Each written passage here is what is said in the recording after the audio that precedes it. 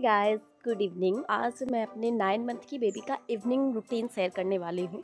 मेरी baby स्कायू 9 month की हो गई है। 9 मंथ में ये काफ़ी कुछ सीख गई है। सबसे पहले तो ये अच्छे से खड़ी हो जाती है विदाउट एनी सपोर्ट एंड अच्छे से बैठ भी जाती है। बहुत सारे वर्ड्स बोलती है, मम्मा, पापा, डैडा, ये सारे वर्ड्स तो बहुत ही फ्रिक्वेंटली बोलती है।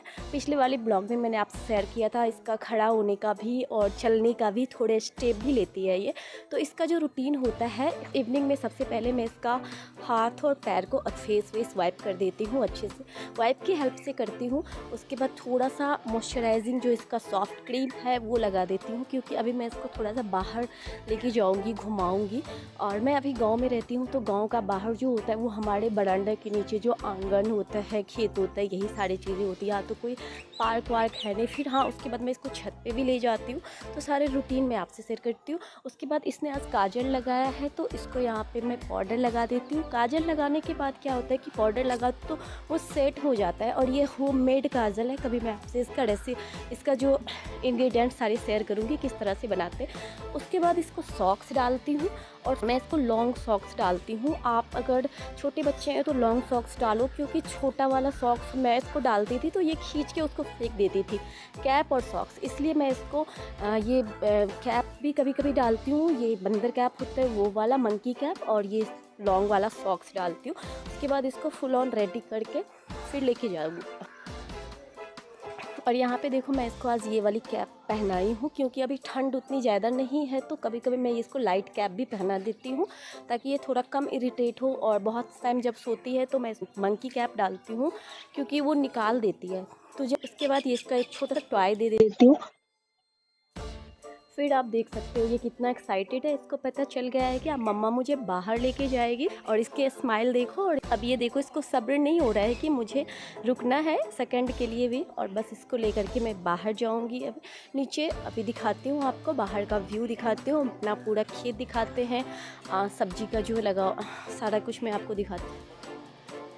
जैसे ही इसको नीचे लेके आती हूँ बाहर, ये सबसे पहले पत्ते वत्ते देखती है और उस पर एकदम से टूट पड़ती है। इसको पत्ते तोड़ना, इसका मतलब इतना हो गया है, अच्छा लगता है इसको पत्ते लेके खींचना, तोड़ना। ये दोनों हाथ से पत्ते को तोड़ेगी पहले, उसके बाद ही ये आगे चलने देगी, नहीं तो ये रोने लगती है।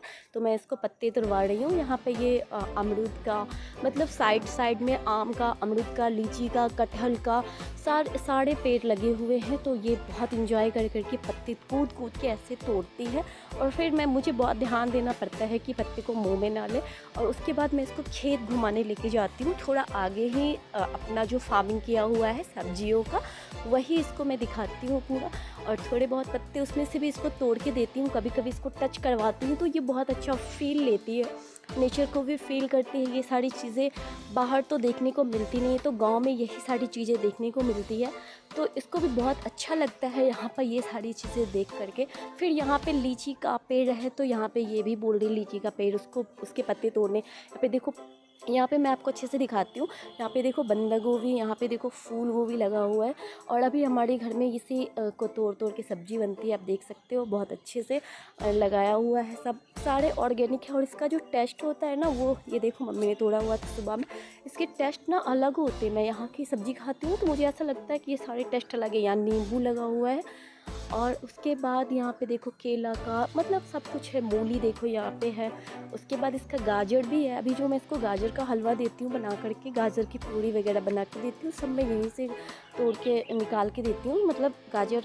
और यहाँ देखो पालक है, मैं इसके लिए खिचड़ी भी बनाती हूँ, तो यहाँ से पालक काट के लेके जाती हूँ।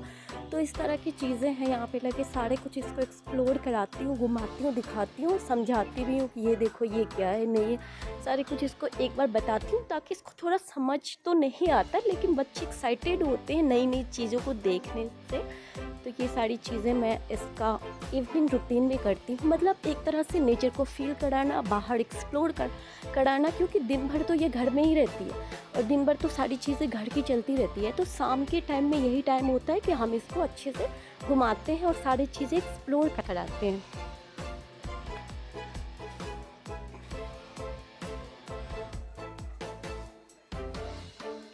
और बीच बीच में ये देखो, अपने बहन के साथ दोनों बहन की मस्ती चल रही है।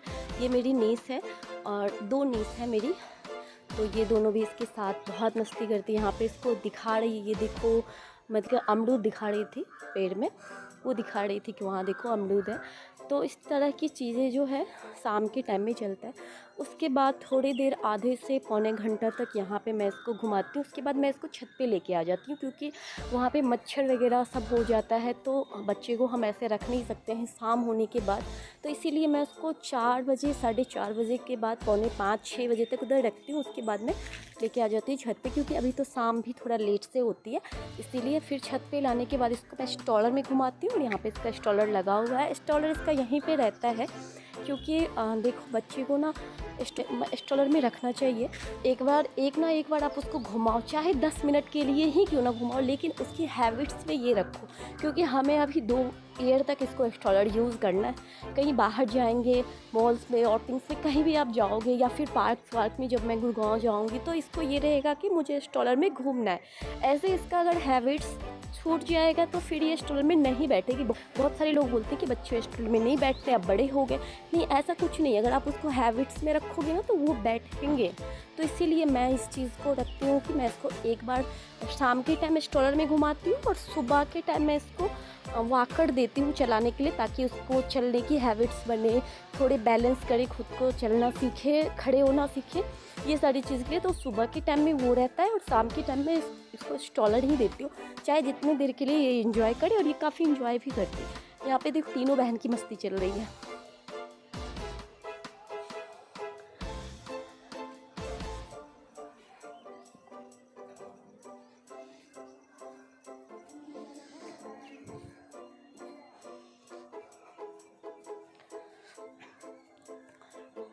अब ये खड़े होने की बहुत प्रैक्टिस करती है, खड़े तो बहुत अच्छे से होती है, चलने की प्रैक्टिस करती है, स्टेप बढ़ाने की। तो ये स्टॉलर में बैठे बैठे भी खड़े होना ही चाहती है, और मोस्ट ऑफ द टाइम इसको रहता है कि मुझे खड़ा रखो। इसको ज़्यादा देर बैठना नहीं है, इसको खड़े होना है, क्योंकि ये नए खड़े होना और चलना सीखी है, तो इसको रहता है कि मुझे खड़े होकर स्टेप बढ़ाना है। तो इसीलिए ये स्टॉलर में भी खड़ी हो जाती है, और हम इसको इस तरह से भी खड़े करके इंजॉय करवाते हैं। ठीक है, फिर जितना देर बैठना होता है उतना देर बैठती है। उसके बाद ये शाम की चाय अदरक वाली, ओ माय गॉड, मतलब कोई बना के देना तो सच में बहुत अच्छा लगता है पीने में। मतलब मायके का टाइम चल रहा है, तो बहुत ही ऐसा फील होता है कि हाँ भाई सब कुछ बेड पे मिल रहा है। तो यहाँ पे और उसके साथ है मुरमुरे, और ये मिक्सचर जो लोग बिहार से होंगे उनको पता होगा, श्री राम चनाचूर। ये इतना टेस्टी और इतना यम्मी, इतना अच्छा है ना, क्या बताऊँ, मुझे बहुत पसंद है।